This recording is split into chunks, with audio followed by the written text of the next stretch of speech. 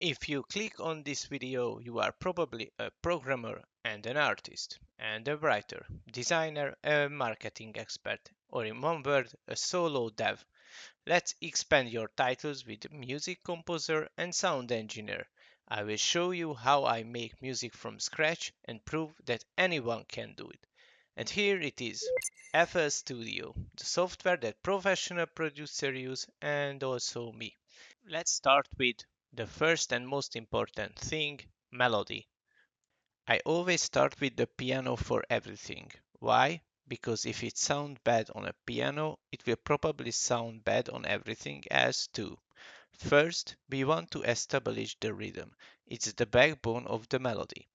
The way I do it, I put every note on the same pitch. If it sounds boring that way, trust me, moving the notes around won't save it. Just trial and error your way to something you can hum. If it's sticks in your head, it works. I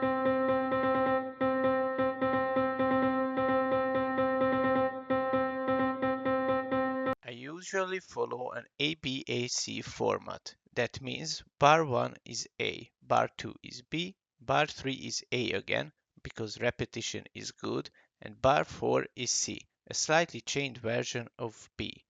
This keeps the melody familiar but not repetitive to the point of madness. The next step, assign pitches to your notes. If you want to sound like you know what you are doing, but absolutely don't, use the pentatonic scale. That's either all white keys or all black keys. In FL Studio, look for the darker grid spots and don't put note there. That's where the dissonance lives. When making music, we have a clear goal in mind. I want something happy, whimsical, and slightly weird to fit my new map called Toiletland. So back to more trial and error. Once you got the melody you like, time to pick an instrument or a scene that fits. Just let your melody autoplay and scroll through sounds until one makes you go, yep, that's my vibe. Here is the final version of my melody.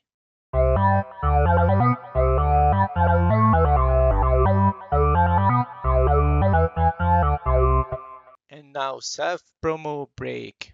I'm working on my first game, Duckpool, a top-down roguelike shooter where you play as a rubber duck, plus bizarre enemies with lasers and bubbles, dodge traps, fight bosses and collect loot. Unlock unique ducks to uncover the hidden mystery, all wrapped in a brutal retro arcade difficulty. Check it out and wishlist on Steam. Link in the description. Alright, quick break over. Back to music. The bass line. My method here is almost the same. Get the rhythm, change the pitch, add an instrument, and boom, it's music.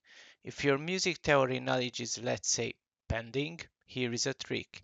Take the first note of each bar from your melody, drop it 1 or 2 octaves lower, and boom, instant bass line. You can even get away with a single repeating note called a pedal bass. It's minimal and it's also lazy, but who cares if it's work? Once you are done, play it with your melody and see how it feels. Here is how mine turned out.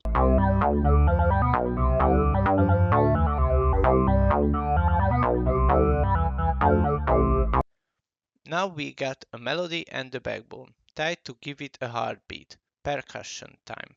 The goal of percussion is to fill the gaps in your music. It's the glue that holds everything together.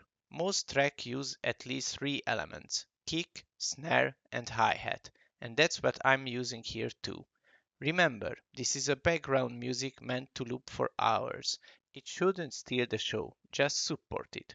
For beginners, here is a safe rhythm formula: kick on beat 1 and 3, snare on beat 2 and 4, hi-hat on every beat. Since I want my music to feel quirky and weird, I went with short, punchy kick and snare sounds. Found one I like it and placed them down. It starts to feel like a music now.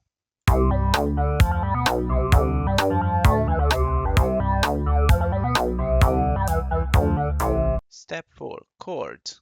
So chords is multiple notes playing nicely together. It is a mood setter. Think of them as the background singers for your melody. The easiest one to use are triads, 3-note chords. Pro tip, don't try to reinvent music theory here. Just Google chord progression that sound good and copy shamelessly. There is a whole Wikipedia page dedicated for this, so check it out and copy from there. So next one, extra layers. Now we added some spice. These are small touches like one off notes or background effects. For example, my map is a water themed, so I found a water dripping sound, chop it up and use it as a weird kick. But be careful. Too many layers can overwhelm the ear, especially in a game music. Less is often more. Let's talk about melody variation. Make things less repetitive. The two variations I use is a slightly altered version of the original melody, or you can use a counter melody. For example, I created two versions of my melody, same rhythm, structure, just different instrument or a few moved notes. A counter melody is a second melody that plays with the main one but doesn't copy it. It complements it, usually in a different rhythm or pitch range. To make one, write a new tune that fits your chords but dance around the main melody instead of fighting it. Now that we got our layers, it's time to structure the full thing. A good starter template can be seen as this: intro, main loop, variation, bridge break, and return to the main loop. In game music, it will probably loop forever, so the end should flow back into the start. A little transition or a filter effect can help with that. And the final step, and I think the hardest, is affecting. I'm not a musician, so I do three basic things to fake it: volume balancing, reverb, and equalizer. For that, I use EQ2 in FL Studio. So volume balancing. Turn down layers that are too loud. If your melody is drowning everything else, lower it. Quick sanity check. Play your mix quietly. If you can still hear the melody, you are good. Also check your mixer. If something is peaking past the yellow line, it's too loud. Pull it down. So reverb. This adds space or echo. Make it sound like your music wasn't recorded in a shoebox. In my case, I want to feel it like playing in a bathroom, because Toiletland.